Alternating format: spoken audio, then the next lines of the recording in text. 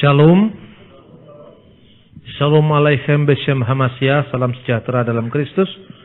Sebelum saya menyampaikan firman Tuhan, ada sekitar 25 menit pemutaran VCD tentang keaslian Alkitab.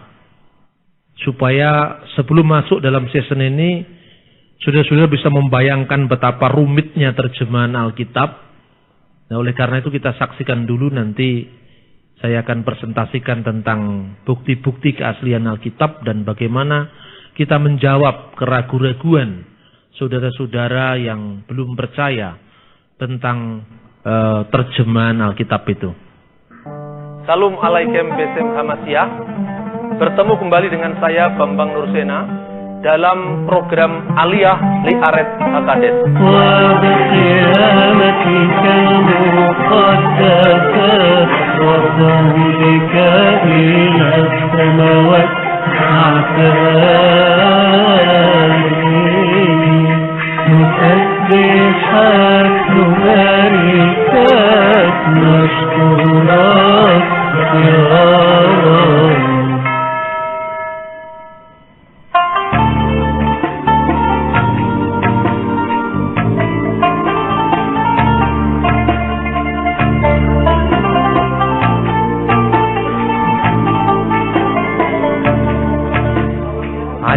في قلب الزمن كعالم المسيح.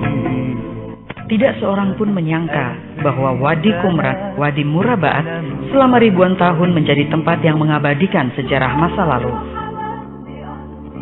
Lembah-lembah yang membentang luas dekat benteng Masada itu selama ini hanya menjadi lembah biasa tempat suku Ta'amir, suku Badui yang tinggal dekat Laut Mati menggembalakan domba-domba mereka.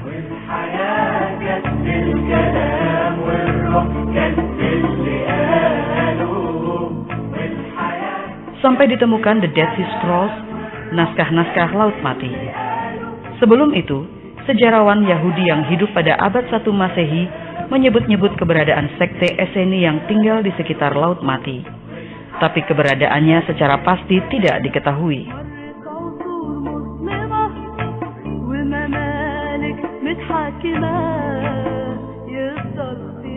Peristiwa di bulan April 1947, ketika seorang gembala Badui menemukan naskah-naskah Alkitab di sebuah tempayan yang disimpan di gua-gua Qumran, benar-benar telah membuka tabir sejarah yang selama ini diliputi oleh kelam kabut kelupaan masa silam. Dalam sejumlah penggalian yang dilakukan para arkeolog, akhirnya ditemukan 11 gua yang menyimpan naskah-naskah Alkitab yang berusia lebih dari 2000 tahun. Pesher atau tafsir-tafsir Alkitab, naskah-naskah yang memuat disiplin persekutuan, sistem kalender yang sebagian besar diabadikan dalam bentuk perkamen atau kulit binatang, papirus, dan gulungan tembaga.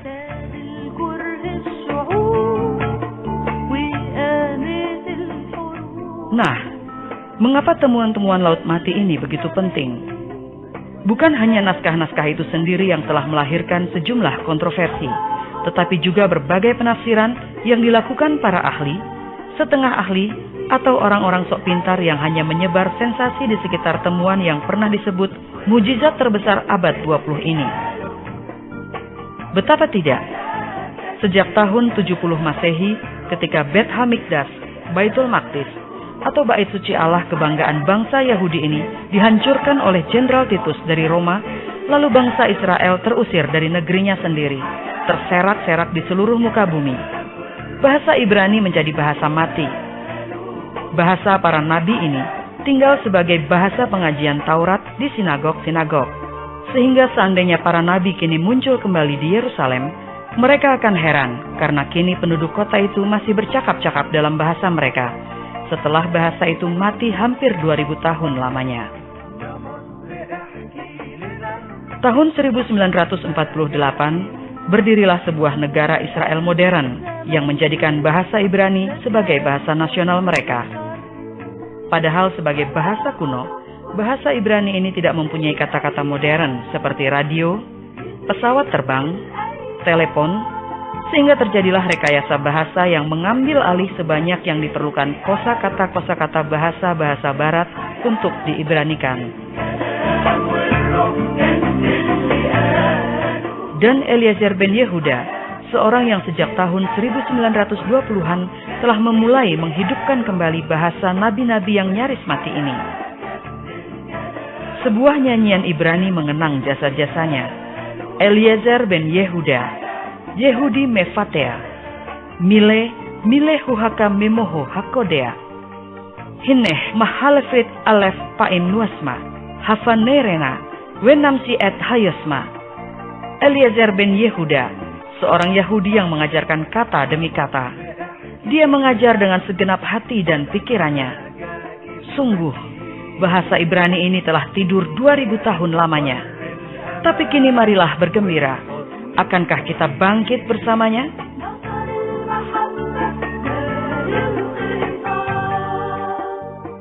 Nah, penemuan Laut Mati tahun 1947 seolah melengkapinya.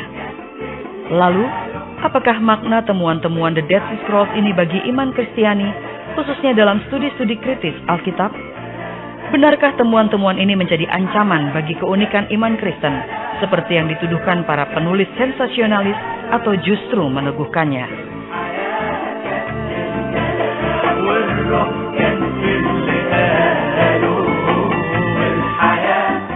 آمين آمين آمين بموتك يا رب المباشر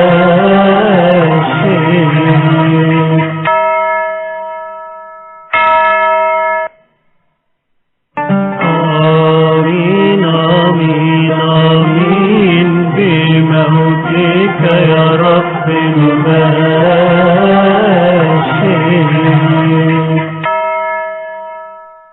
Kita sekarang berada di Wadi Qumran, Lembah Qumran. Tempat yang kita saksikan sekarang adalah gua-gua di mana pernah ditemukan naskah-naskah Laut Mati. Pada tahun 1947, ada seorang gembala Badui, gembala Bedouin, namanya adalah Muhammad Adib.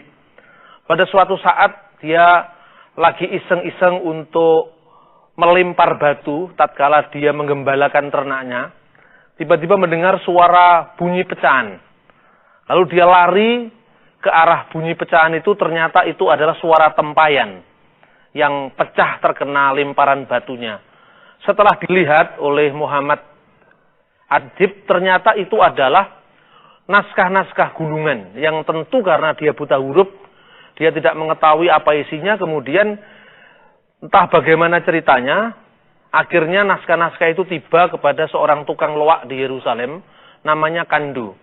Dan tukang loak ini adalah anggota dari gereja Ortodoks Syria, satu gereja yang masih melestarikan bahasa Aramaik sebagai bahasa yang dipakai oleh Yesus Kristus dalam percakapan sehari-hari. Kemudian naskah-naskah ini, yang jumlahnya yaitu 7 naskah gulungan, yang terdiri dari 2 naskah Nabi Yesaya, ternyata isinya adalah yaitu Sefer Yesayahu yang satu, dan satunya juga Sefer Yesayahu 2. Jadi 2 naskah dari Nabi Yesaya.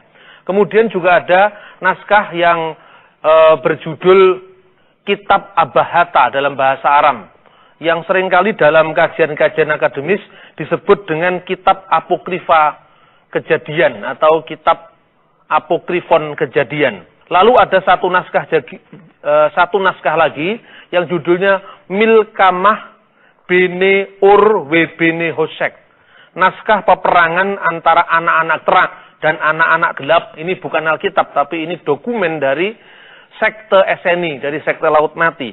Lalu ada juga disiplin persekutuan, Serek Hayakat, disiplin persekutuan yang intinya bagaimana disiplin orang-orang Eseni waktu itu untuk kehidupan sehari-hari mereka. Juga ada naskah yang berjudul Peser Habakuk. Peser Habakuk artinya tafsiran-tafsiran kitab Nabi Habakuk.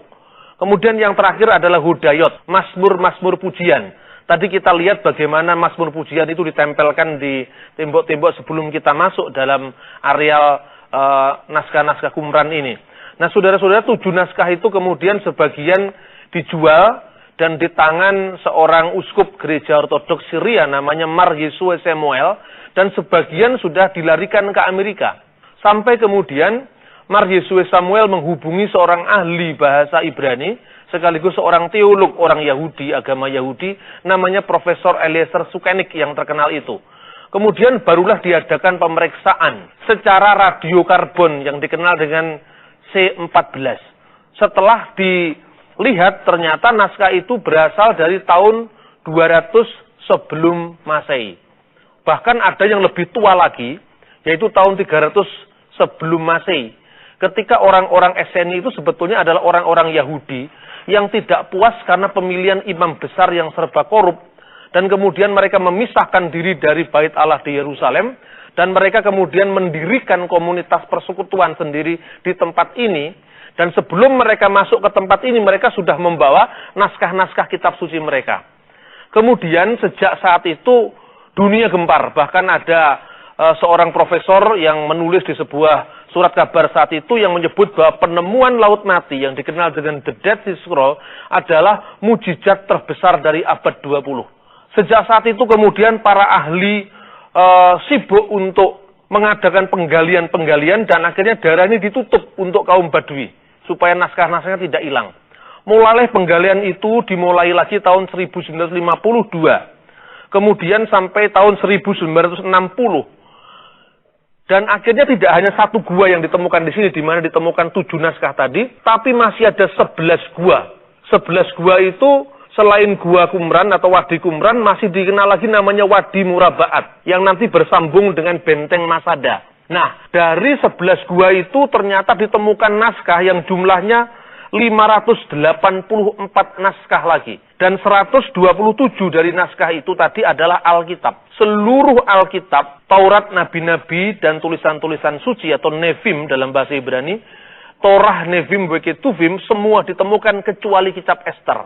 Para ahli berspekulasi, kenapa kitab Ester tidak ditemukan, rusak atau karena keyakinan tertentu dari Laut Mati, itu belum ada kesepakatan. Nah, inilah sejarah awal penemuan naskah-naskah Laut Mati. آمين آمين آمين بموتك يا رب المباشر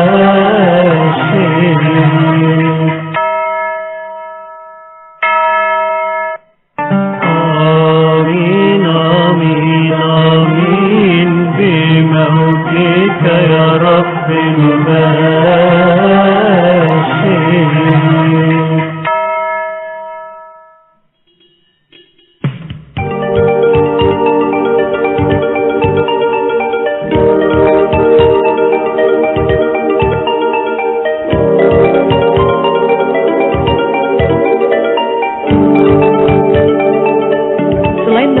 Metode C14 yang menghitung zat radio arang aktif untuk menentukan usia perkamen, papirus, kayu dan tembikar yang menentukan usia naskah-naskah Qumran paling tua dari tahun 167 sebelum Masehi, para ahli juga menggunakan metode paleografi. Metode ini adalah metode yang paling umum untuk menentukan usia sebuah manuskrip berdasarkan ciri-ciri aksara yang digunakannya.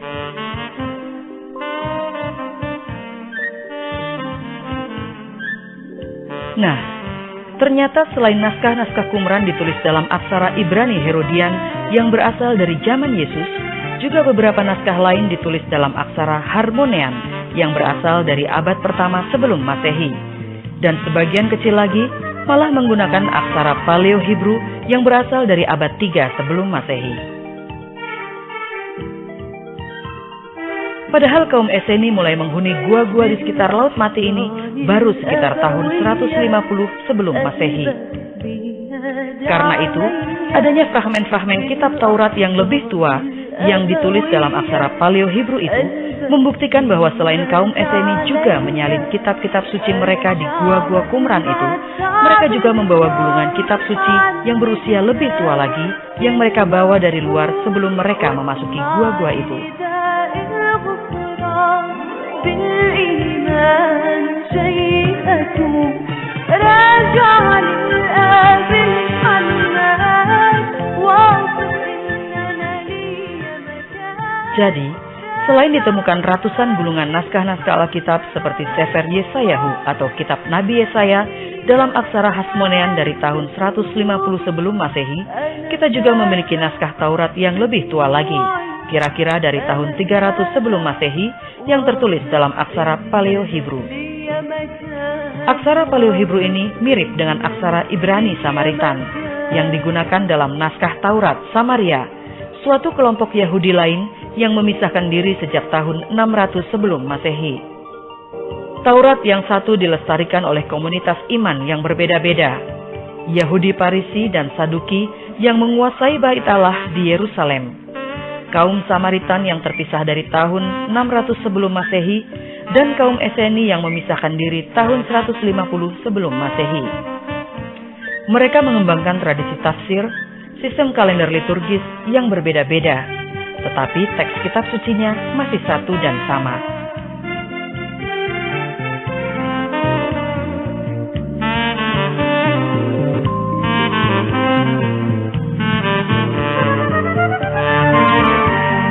شايلك بخطايا سنيني عمري اللي انقضى في آمين آمين آمين بموتك يا رب المباشر.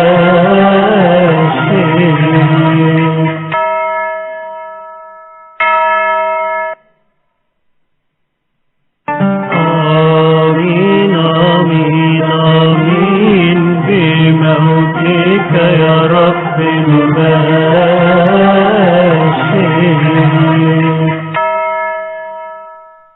Nah, saudara-saudara, apa pentingnya naskah-naskah Laut Mati ini bagi iman? Artinya bukan hanya iman Kristen, tapi juga iman orang Yahudi.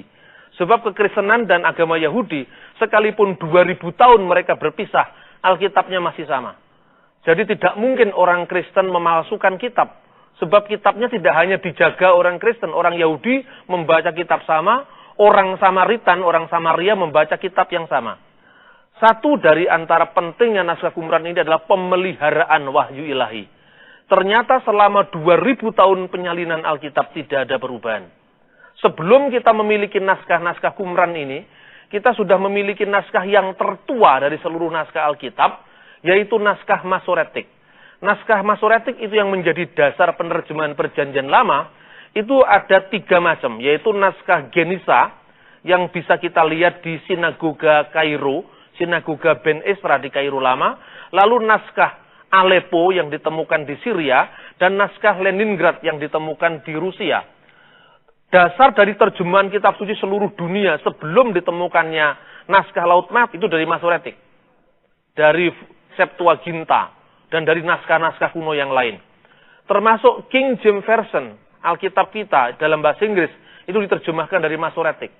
Setelah ditemukan naskah Laut Mati, karena naskah-naskah Masoret itu paling tua usianya dari akhir abad 9 dan awal abad 10.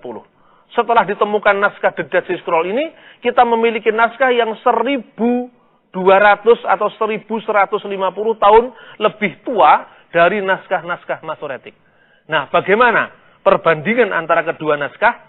Kita bisa menyaksikan di Museum Israel, di Shrine of the Scriptures, di mana di sana antara lain kitab Nabi Yesaya yang dalam bentuk gulungan itu lebarnya 31 cm dan panjangnya 731 cm tadi kita sudah melihat.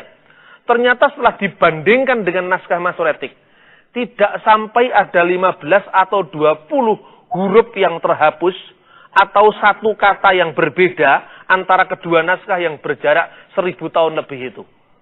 Kita tidak hanya berteori atau mendengar penjelasan dari para guide misalnya, kita bisa meneliti langsung karena pemerintah Israel dengan izin tertentu dia bisa terbuka untuk memberikan izin bagi para peneliti, termasuk rekan-rekan kita dari Dominikan itu meneliti naskah-naskah ini. Nah, saya akan memberikan beberapa contoh. Sebelum kitab suci kita diterjemahkan, Tuhan telah menyiapkan orang-orang yang disebut para penyalin Alkitab, dan mereka ini adalah orang-orang Yahudi. Mereka disebut kaum Soferim. Ini disebutkan dalam kitab Talmud Yahudi, yaitu Kidusim 30a. Kata soferim itu berasal dari kata sefer yang artinya menghitung. Jadi huruf pun itu dijumlah oleh para ahli. Dan kata menghitung itu munculnya dari kitab Sefer Beresit atau Kejadian pasal 15 ayat 15. Nah, Kristus atau Isa Al-Masih mengakui reputasi orang-orang Farisi dalam menjaga kemurnian Alkitab. Yang dikritik Kristus bukan orang Farisi memalsu kitab, tapi orang Farisi tidak bisa melaksanakan isi kitab. Karena itu kemudian disindir dalam kitab Talmud bahwa mereka ini adalah hamor nose separim. Hamor seperti himar bahasa Arabnya. Himar itu keledai. Nose memikul separim, kitab-kitab tebal. Jadi mereka hanya memikul kitab tapi mereka tidak bisa melaksanakannya.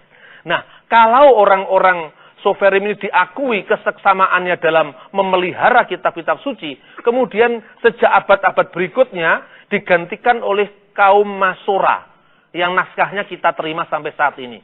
Ketika orang-orang Masora misalnya menjumpai ada perbedaan, misalnya dalam Yeremia pasal 31 ayat 40, itu ada ungkapan yang berbunyi Wekal Hasharemot at Nahal Kidron.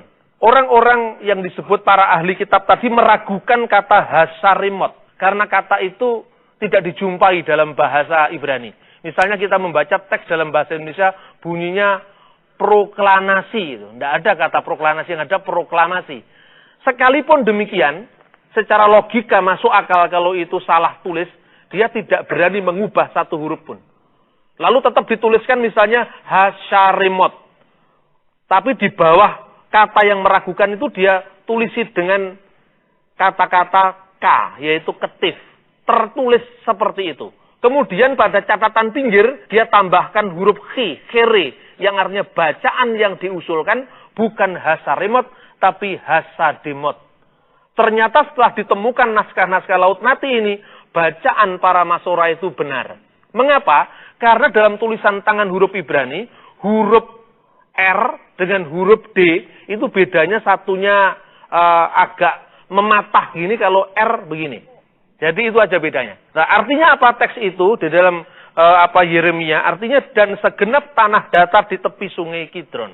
Lalu mungkin kita bingung kalau kita membaca King James Version, kita membaca misalnya bunyinya maka berserulah ia seekor singa. Di dalam King James diterjemahkan lion, seekor singa Tuhan. Bahwasanya aku berdiri pada bangun-bangun. Ini juga terjemahan lama. Bagaimana singa Tuhan berseru? Para Masora pun juga tidak berani mengubah. Ternyata ada pembacaan yang berbeda setelah ditemukan naskah Qumran yang menjadi dasar penerjemahan NIV, New International Version, kemudian terjemahan baru Indonesia. Ternyata bacaannya yang kabur tadi berbunyi bukan aryah, artinya singa, tapi haroeh, yang artinya orang yang melihat. Sehingga kita mendapatkan terjemahan baru, maka berserulah orang yang melihat. Jadi setelah diteliti antara dua naskah itu, tidak ada perbedaan prinsipil antara kedua naskah, meskipun jarak penyalinannya 1000 tahun lebih dan 2000 tahun lebih dari zaman kita. Melalui penemuan Qumran ini kita diyakinkan bahwa sebenarnya Allah benar-benar menjaga firman-Nya. Tidak pernah ada pemalsuan kitab suci. Penafsiran bisa beda. Orang Yahudi percaya bahwa Mesias akan datang. Tapi mereka menolak Yesus adalah Mesias. Tapi mereka membaca kitab yang sama. Tafsirannya berbeda, teksnya tetap satu. Nah, inilah makna naskah Laut Mati bagi pemeliharaan kitab suci yang adalah merupakan kehendak Tuhan yang dinyatakan dalam sejarah. Ternyata dipelihara di padang gurun yang gersang ini. Inilah merupakan suatu kebahagiaan bagi kita bahwa kita bisa melihat sendiri bagaimana Allah menjaga firman-Nya melalui Wadi Qumran. Kiranya firman ini semakin meneguhkan iman kita bahwa apa yang kita percayai selama ini bukanlah sesuatu yang tidak bisa dibuktikan dan diverifikasi secara historis. Tuhan memberkati kita. Sampai ketemu dalam program Aliyah selanjutnya. Wis Shalom. Haleluya, haleluya, haleluya, Haleluya, haleluya.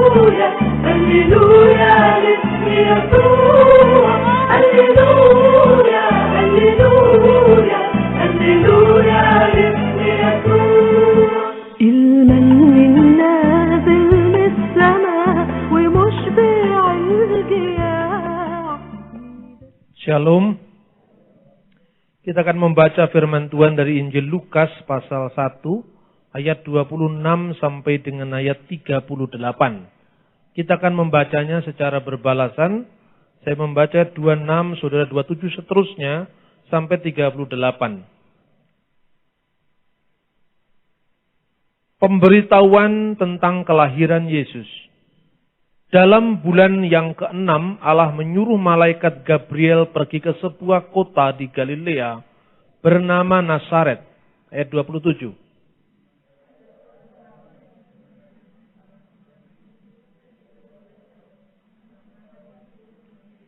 Ketika malaikat itu masuk ke rumah Maria, ia berkata, "Salam hai engkau yang dikaruniai, Tuhan menyertai engkau."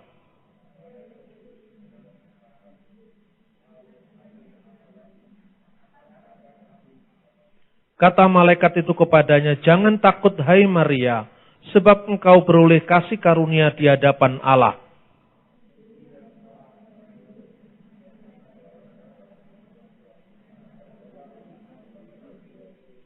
Ia akan menjadi besar dan akan disebut anak Allah yang maha tinggi. Dan Tuhan Allah akan mengaruniakan kepadanya takhta Daud, bapa leluhurnya.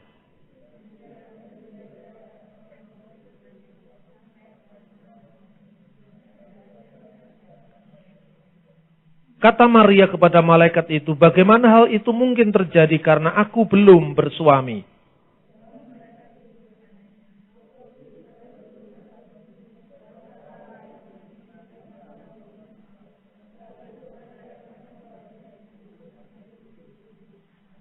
Dan sesungguhnya Elisabet sanakmu itu itu pun sedang mengandung seorang anak laki-laki pada hari tuanya, dan inilah bulan yang ke-6 bagi dia yang disebut mandul itu.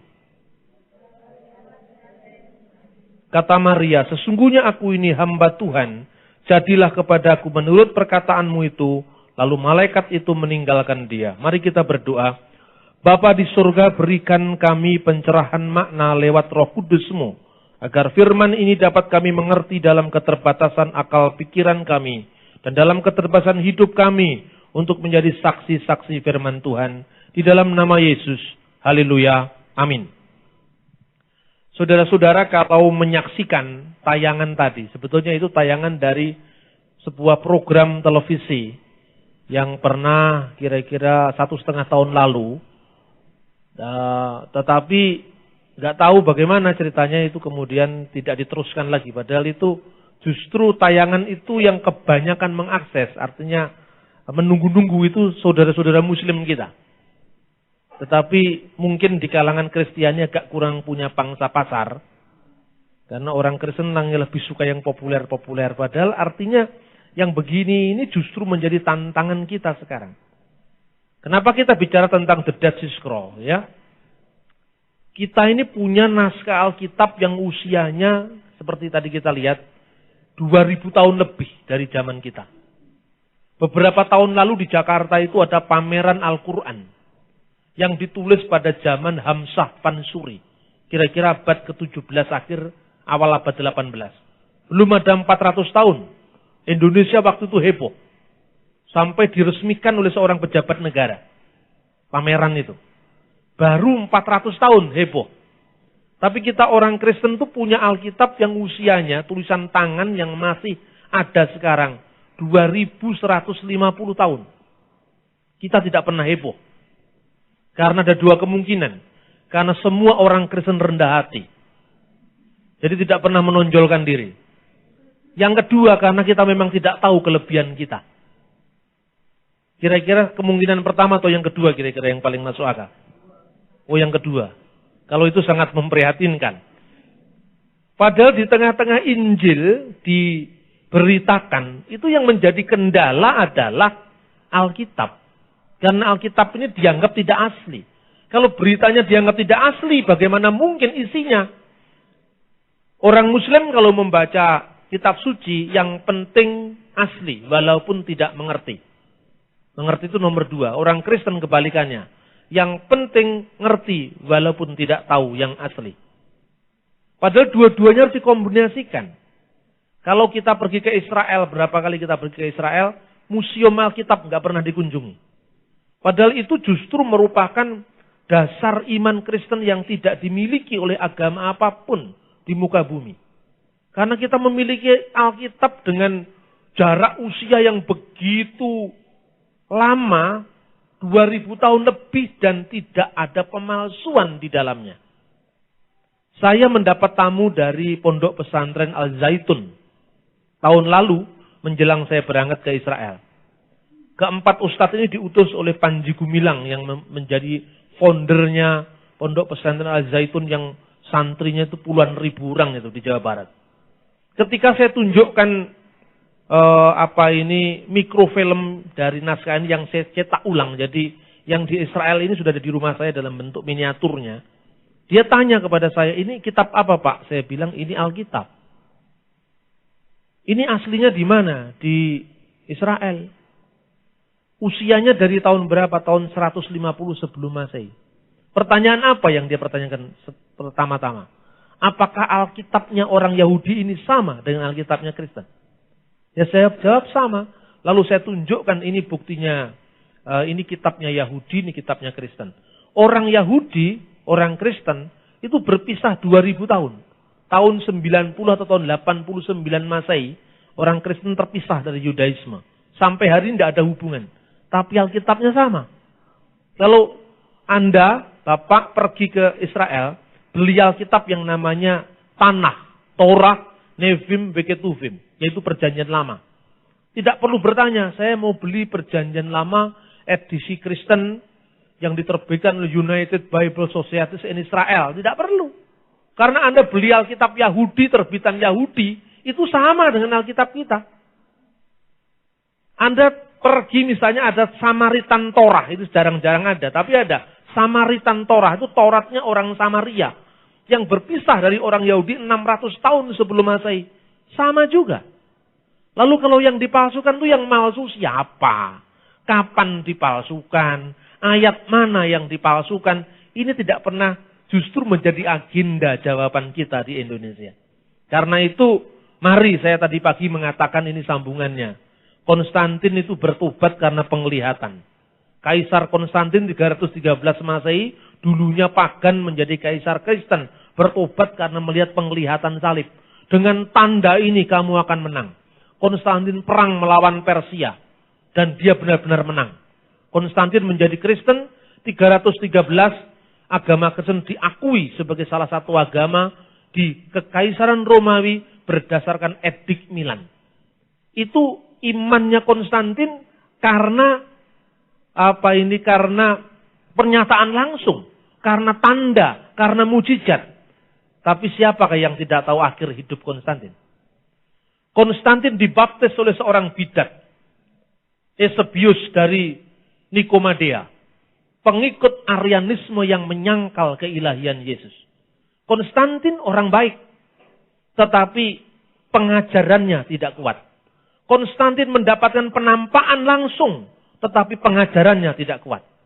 Saya takut gereja menekankan tanda-tanda, menekankan mujizat-mujizat, itu baik, tetapi bukan satu-satunya. Itu hanya salah satu apa yang harus dilakukan gereja. Yaitu pengajaran yang sehat dan bukti penyertaan Tuhan yang kuat berupa mujizat dan tanda-tanda ajaib. Kalau dua ini digabungkan, maka gereja akan menjadi gereja yang kuat. Kalau gereja hanya mengandalkan pengajaran, dia hanya menjadi intellectual exercise.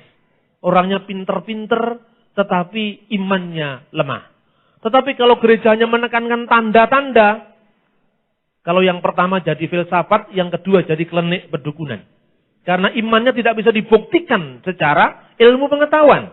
Mari kita menuju kepada gereja yang sehat, yang pengajarannya luar biasa, tetapi kuasa Tuhan bekerja juga luar biasa. Amin, saudara-saudara. Nah, setelah kita melihat keaslian Alkitab, kita akan melihat bagaimana ketuhanan Yesus. Saya melihat beberapa buku di Indonesia, saudara-saudara. The Dead Sea Scroll ini kan jelas-jelas merupakan suatu bukti kebenaran iman Kristen. Mana ada orang Kristen yang menulis tentang kebenaran iman Kristen berdasarkan The Dead Sea Scroll? Kebanyakan buku Kristen itu buku cara berdoa, doa Yabes, dan macam-macam. Tapi yang mengandung ilmu mana? Padahal justru di kalangan Muslim sudah ada 5 buku yang bicara tentang The Dead Sea Scroll. Nah 5 buku ini tentu saja isinya memutarbalikkan iman Kristen. Salah satu buku itu ditulis oleh Saleh An-Nahdi. Judulnya Tantangan dari Lembah Qumran. Tantangan apa? Maka saya tanggapi dengan siaran ini. The Dead Sea Scroll tantangan atau dukungan terhadap iman Kristen. Yang terjadi justru dukungan. Yang kedua bukunya Irene Handono. Dia mengatakan di sini tidak ada Tritunggal. Di sini tidak ada ketuhanan Yesus. Jadi ketuhanan Yesus itu baru diciptakan abad ke-4 Masehi oleh Kaisar Konstantin. Ngawur bin ngawur. Tetapi kita tidak pernah menjawab. Ya salahnya yang kita. Karena kita tidak pernah memberikan jawaban. Kita tidak pernah peduli. Padahal iman itu timbul dari berita. Lah kalau beritanya dikaburkan orang. Iman bagaimana yang timbul? Nah lalu kenapa dasarnya kok iman Kristen tidak didukung oleh Dead Sea Scroll? Ya jelas saja namanya Dead Sea Scroll itu kan munculnya sebelum zaman Yesus. Ya jelas tidak ada Tritunggal langsung dong. Karena itu kan abad pertama sebelum Masehi. Tetapi saudara-saudara sekalipun Yesus belum datang. Tetapi fitnah para teolog Eropa. Yang justru orang Kristen tapi meragukan iman Kristennya sendiri. Itu disangkal oleh penemuan The Dead Sea Scroll. Salah satunya. Ada yang menuduh bahwa ketuhanan Yesus dan kelahiran Yesus yang ajaib itu bukan ajaran Kristen. Itu ajaran pagan yang diambil alih oleh gereja. Misalnya, Yesus lahir 25 Desember. Disamakan dengan kelahiran Mitra, kelahiran Adonis, kelahiran Dewa Horus. Yesus lahir dari seorang perawan. Disamakan dengan Mitra lahir dari seorang perawan. Kemudian banyak sekali tuduhan-tuduhan.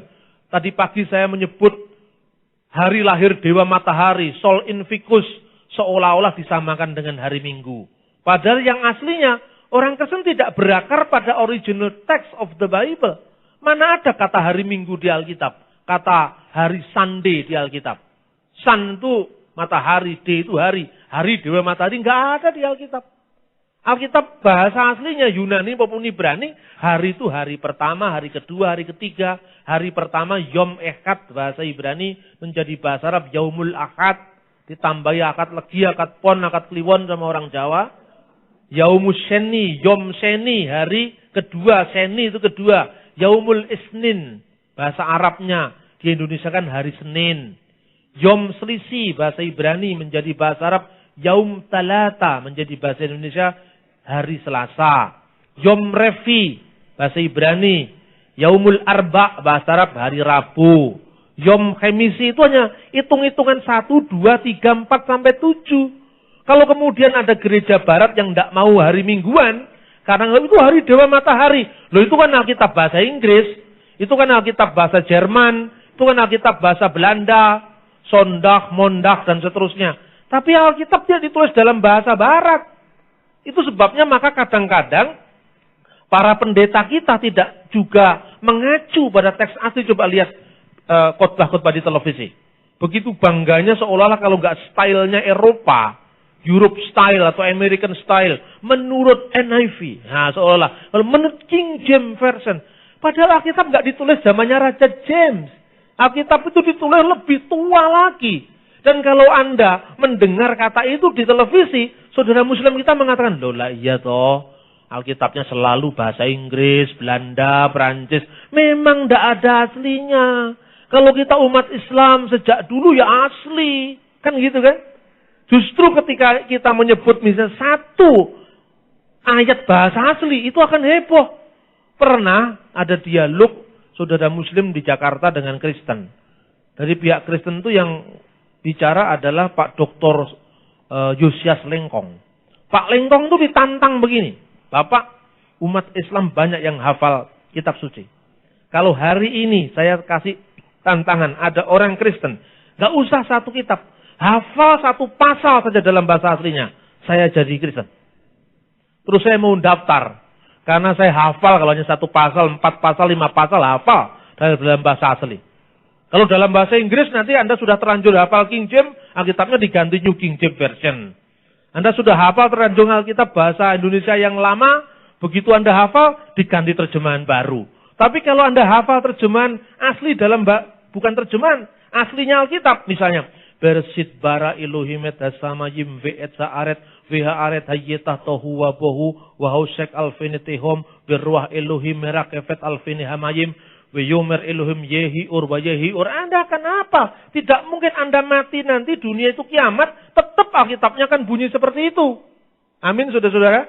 Jadi Alkitab memang asli, tidak ada yang dipalsukan.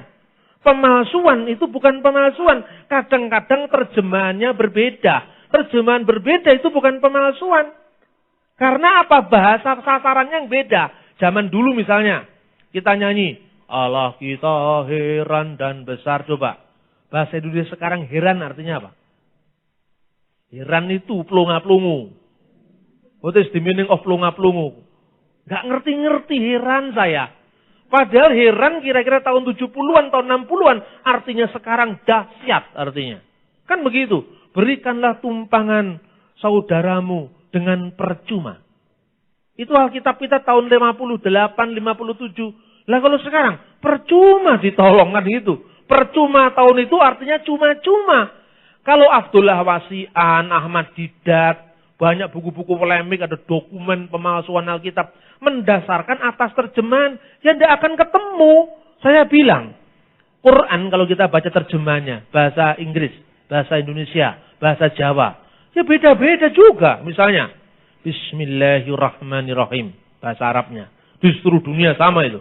Tapi kalau terjemahan bahasa Inggris, apa Piktal, apa Muhammad Asad, apa terjemahannya The Glorious Quran Yusuf Ali, in the name of God, most gracious, most merciful.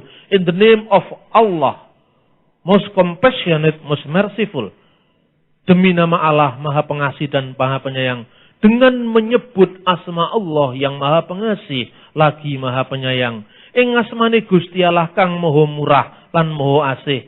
Ing asmane Gusti Allah kang Maha Murah ing dina iki lan Maha Asih ing dina mangke. Mana mangke dan iki? Gak ada. Itu kan terjemahan yang menafsirkan. Satunya terjemahan harafiah. Terjemahan yang berbeda-beda. Tapi aslinya Bismillahirrahmanirrahim. Apa bedanya saya bilang? Soal beda misalnya tadi. Lion atau orang yang melihat. Singa atau orang yang melihat. Juga dalam Al-Quran. Ada terjemahkan anak sungai atau anak yang di dalam kandungan. Itu juga pernah terjadi. Jadi kalau kita lihat pada terjemahan ya memang begitu. Kemudian Maria melahirkan dari Yesus sebagai seorang perawan. Loh, lalu diartikan dengan Mitra juga dilahirkan dari seorang perawan. Mitra itu dewa Persia kuno. Ya ini namanya Mitraisme. Jadi agama Mitraisme itu agama Mitra kuno. Itu lahir di daerah Iran sekarang ini. Nah, menurut legenda Iran zaman dulu, Mitra itu dilahirkan oleh ibunya yang perawan, tetapi lain dengan ceritanya Maria. Di mana lainnya sekarang? Maria lahir tanpa sentuhan seorang laki-laki. Tidak ada proses biologis, tidak ada hubungan seksual di dalamnya. Tetapi ibunya Mitra melahirkan ketika dia berenang. Dan kemudian ada spermanya dewa jatuh. Dewa Sarasustra jatuh. Nah kemudian ketika benihnya dewa itu jatuh, masuk ke dalam rahimnya jadilah Mitra. Ini versi, salah satu versi. Versi yang lain, Mitra lahir dari bongkahan batu cadas. Nggak ada keseragaman. Kemudian disamakan. Ternyata malaikat-malaikat yang mengelilingi Yesus itu persis sama dengan lahirnya Krishna. Krishna juga lahir dari seorang perawan. Ngarang. Krishna tidak lahir dari seorang perawan. Krishna itu bapaknya namanya Basudewa. Itu di wayang ada itu. Nah, kita tidak bisa meneliti kekristenan berdasarkan data-data yang sumir. Apalagi kalau nulis tidak ada literaturnya. Nggak bisa cek and recheck. Ini bentuk fitnah terhadap iman Kristen. Iman Kristen jelas. Anda lihat itu, naskah-naskah Alkitab. Kalau tadi nggak disetel karena nggak tahu kalau saya ngomong masoretik itu apa, Qumran apa. Tapi begitu Anda lihat bentuknya kayak begitu kan jelas kan. Nah, mana ada tradisi semacam ini? tradisi yang begitu jelas, komplit, ilmiah, lengkap, mana ada sekarang? Kalau katanya kelahiran Yesus itu nyontoh kelahiran Krishna, sekarang pertanyaannya, apa ada dokumen-dokumen tentang Krishna, tentang mitra yang ribuan jumlahnya seperti Alkitab? Perjanjian baru saja kita memiliki 5.000 manuskrip yang sampai hari ini masih disimpan di beberapa perpustakaan di Yerusalem dan di Eropa. Tetapi kalau Anda lihat cerita Ramayana, misalnya cerita Ramayana itu dokumen lengkapnya di mana? Paling awal, tahun 120 atau 150 Masehi. Srimad Walmiki Ramayana. Begitu Anda pergi ke Kamboja, Ramayana lain dengan Ramayana India. Anda pergi ke Sri Lanka, ramanya hitam. Kalau Anda pergi ke India Utara, ramanya putih. Kalau Anda pergi ke Indonesia, juga lain Sendratari Ramayana. Coba bayangkan, cerita tentang Rama tidak mengenal original teks. Alkitab semua ada original teksnya, original manuskrip ada. Maka ketika orang menghayati kisah Rama, tergantung orang apa dia. Dia tidak sedang bercerita tentang sejarah, tentang fakta sejarah. Dia sedang berkisah tentang dongeng 1001 malam. Contohnya, bagi orang India, Rama dan Sita itu simbol keabadian cinta. Itu universal.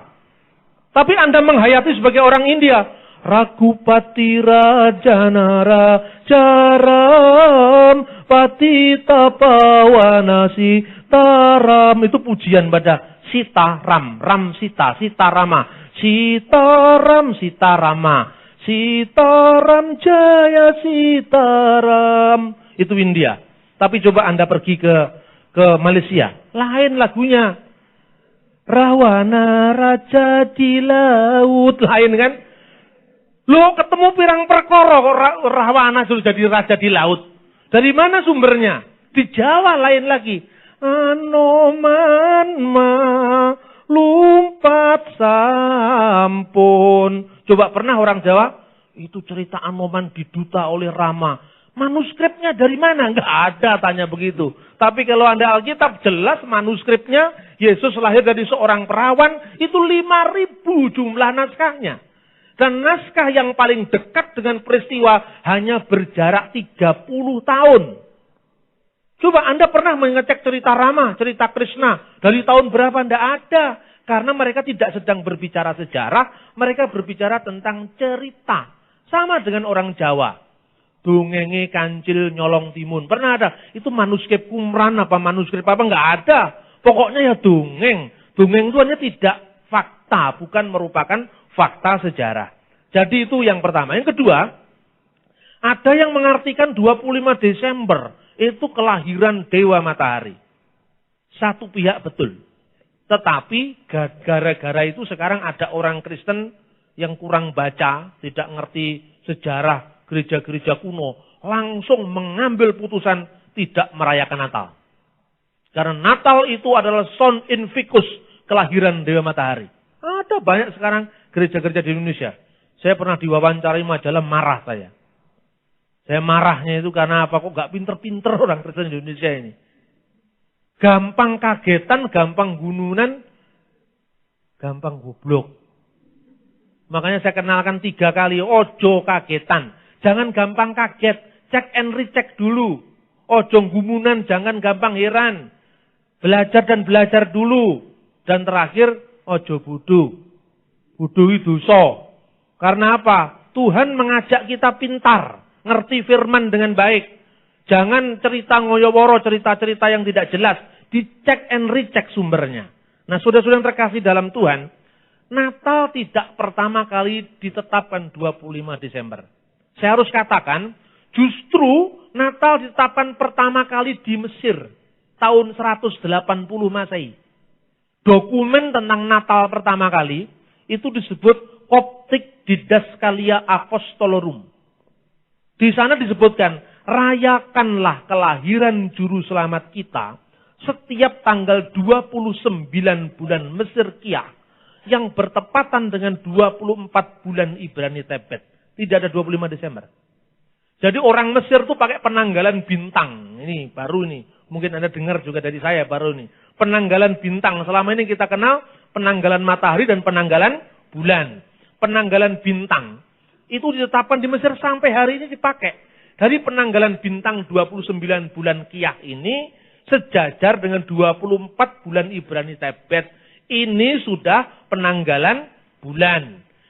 Kemudian pada abad keempat, Paus mengambil alih penanggalan dari gereja timur ini bertepatan 25 Desember. Jadi penanggalan 25 Desember itu penyesuaian dari penanggalan aslinya di Mesir.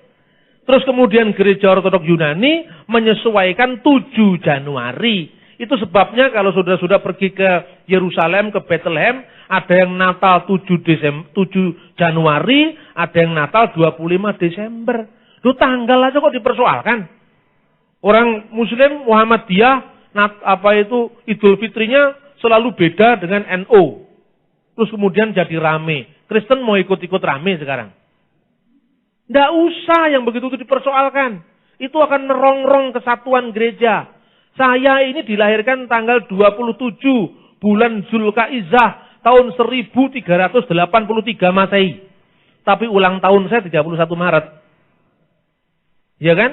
Ulang tahun saya tahun Masehi selalu lain dengan ulang tahun Hijrah. Kalau usia saya di tahun Masehi 46,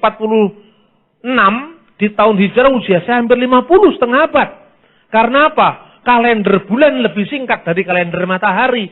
Lah gereja itu ada kalender bulan, ada kalender matahari, ada kalender bintang. Kalender mataharinya ada 3. Sistem Julian, sistem Gregorian yang diikuti Katolik Protestan, sistem Julian yang diikuti gereja Ortodok Yunani, sistem Kapadokian yang diikuti gereja Armenia.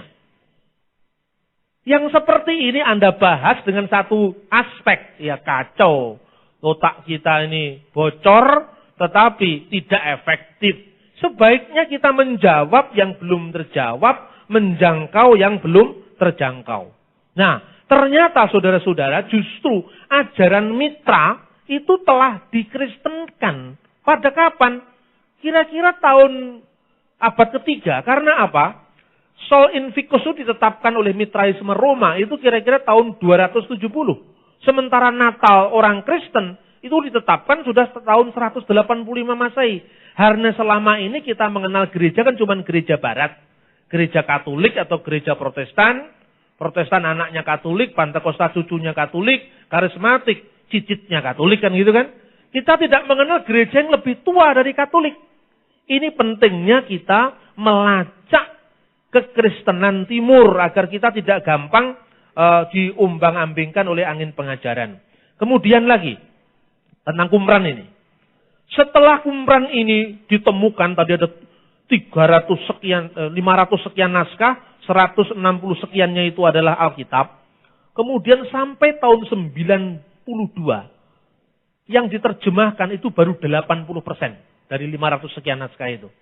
Kemudian banyak orang-orang barat yang kagetan tadi itu menuduh ini ada konspirasi Vatikan yang tidak mengizinkan naskah-naskah Qumran diterjemahkan dan dibuka secara umum. Karena apa? Salah satu penuduhnya ini justru seorang pendeta. Lah kita orang Kristen saudara-saudara, kalau dihadapkan asal Katolik mesti bersatu. Padahal kalau pendetanya sablengnya Anda milih Katolik mau milih Protestan sekarang? Ya milih Katolik dong, pendetanya bodoh dan sableng lagi. Namanya siapa pendeta yang sableng ini? Dia John Allegro namanya. John Allegro itu penuduh. Ini telah terjadi penyembunyian naskah Qumran. Kemudian pada 1992. Karena bukan disembunyikan, karena itu kan dibuat rebutan hak ciptanya antara Israel dengan Fransiskan. Kalau semua dikasih penelitinya pastor Katolik, kan Israel nggak dapat apa-apa. Nah begitu semua sudah diambil alih oleh pemerintah Israel, tahun 1965 mulai pertama didirikan museum, yang sekarang kita lihat Shrine of the Book di Yerusalem itu, baru penelitian dilepas tapi hak ciptanya Israel. Kan gitu kan? Nah tahun 92 dibuka yang 20% belum terbuka tadi. Setelah dibuka apa yang terjadi saudara-saudara? Yang terjadi, salah satu naskahnya itu, naskah dari Gua 4, mengatakan, Sang Mesias yang akan datang itu dilahirkan oleh Allah. Im Yolid El Hamasyah. Ketika Allah melahirkan Mesiasnya. Ini ada kelahiran sang putra dari Bapa, bukan lahir fisik. Artinya kelahiran firman Allah yang keluar dari Allah. Naskah dari 2:4 bunyinya persis sama dengan Lukas ini. Sesungguhnya engkau akan mengandung dan akan melahirkan seorang anak laki-laki. Dan engkau akan menamakan dia Yesus dan seterusnya. Tapi yang sama ayat 32. Ia akan menjadi besar dan akan disebut anak Allah yang maha tinggi. Dan Tuhan Allah akan mengaruniakan kepadanya takhta Daud dan luhurnya. Kerajaannya tidak berkesudahan. Ini persis gambaran tentang Mesias yang akan datang dari naskah 2:4. Yetamar Bar El Elyon. Dia akan disebut anak Allah yang maha tinggi.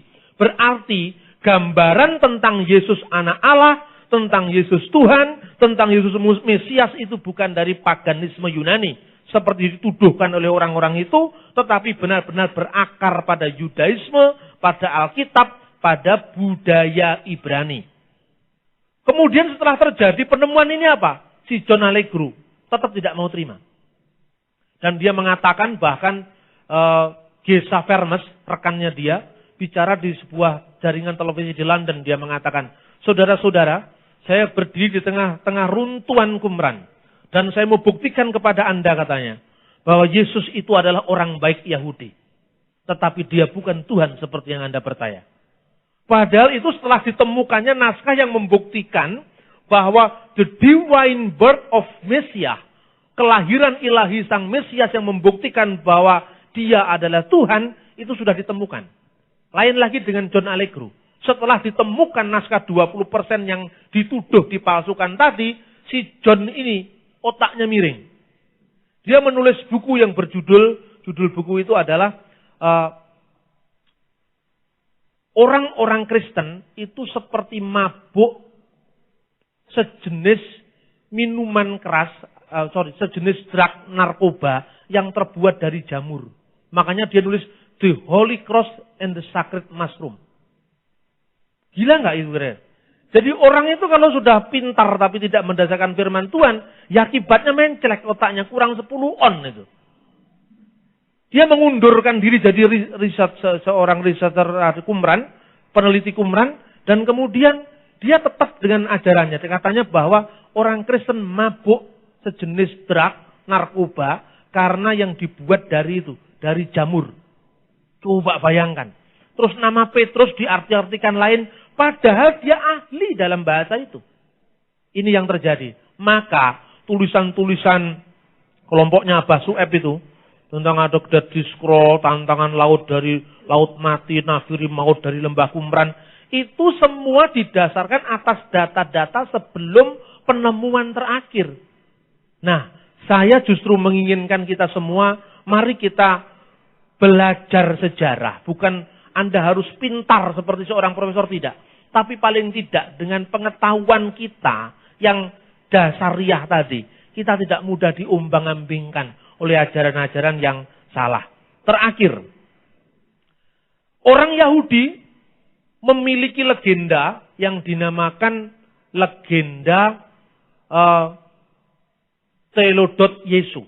Telodot Yesu itu artinya silsilah Yesus.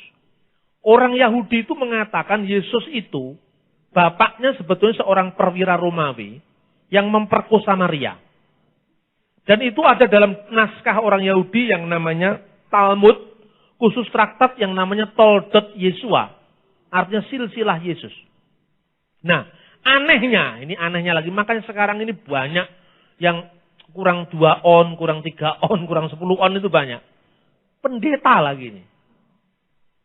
Jadi pendeta ini namanya James Tabor. Anda tidak usah ini pergi ke Gramedia, cari bukunya Dinasti Yesus. The Jesus Dynasty, James Tabor. James Tabor itu mengatakan begini. Menurut penemuan sebuah inskripsi di Jerman, ada seorang perwira Romawi yang pernah bertugas di Sidon, kira-kira abad pertama, dari divisi pemanah, namanya adalah Pandera. Pandera ini kemungkinan adalah bapak Yesus, aslinya yang pernah memperkosa ibunya Maryam. Lalu dikait-kaitkan dengan Alkitab. Dikaitkan dengan Alkitab, ada dalam Injil Markus dikatakan bahwa Yesus secara sembunyi-sembunyi pergi ke Sidon. Sang pendeta lalu mengatakan, kenapa sembunyi-sembunyi ke Sidon? Karena Yesus tidak mau diketahui oleh murid-muridnya, dia sedang ketemu bapak kandungnya. Perwira Romawi itu. Coba bayangkan. Ini pendeta, saudara-saudara. Untung di Indonesia tidak ada pendeta sableng kayak begini. Oleh karena itu menurut saya, jangan terlalu ngekor ke orang barat. Saya percaya, ini saatnya Asia menjadi center of evangelization. Ini saatnya harus kita imani, kita doakan. Pusat dari evangelisasi bukan lagi di Londo Dingdong orang Eropa bule itu, tapi di Asia. Kalau jumlah populasi Cina yang terbesar, kalau Cina diinjili, kita akan melihat Asia akan menjadi pusat dari evangelisasi. Dan senternya nanti adalah Indonesia. Karena apa? Buktinya Barat semakin menceng. Barat semakin tidak karu-karuan. Suam-suam kuku tidak lagi berakar pada firman Tuhan yang benar. Saya tidak membenci Barat. Tapi sirkulasi, itu zaman, itu selalu berputar. Kalau dulu Injil berpusat di Timur Tengah, kemudian 1000 tahun kemudian di Barat, bukan mustahil. Tidak ada yang mustahil bagi Tuhan. Ini sudah gilirannya Asia menjadi pusat. Anda lihat, pernah Amerika 10-15 tahun lalu membayangkan akan punya utang ke Cina? Tidak pernah. Artinya apa? Klaim kehebatan Barat di bidang ekonomi pun patah oleh Cina sekarang. Anda bisa membayangkan bahwa Korea akan menjadi salah satu pusat dari ekonomi sebelum Cina dan pusatnya kebangkitan Kristen? Tidak terbayangkan tahun 80-an. Kita juga tidak bisa membayangkan yang akan datang. Tetapi Roh Kudus sedang berkarya. Amin, saudara-saudara. Nah, bagaimana kita menjawab Parthenos tadi? Kalau orang lain mengatakan, itulah sudah mimpi siang bolong, itu jangan dengar orang gila itu. Tapi saya katakan orang gila itu kan ada sebabnya. Nah, kegilaannya itu dilacak. Saya sudah melacak orang-orang gila seperti ini berdasarkan manuskrip historis. Saya selidiki Toledot Yesu. Toledot Yesu itu baru dikompilasi abad ke-5 Masehi. Jadi ketika endapan kebencian terhadap orang Kristen itu memuncak. Satu, kedua. Kelakuan Yahudi suka mempleset-plesetkan nama-nama dalam Alkitab. Injil, itu bahasa aslinya evangelion atau euangelion, kabar yang baik.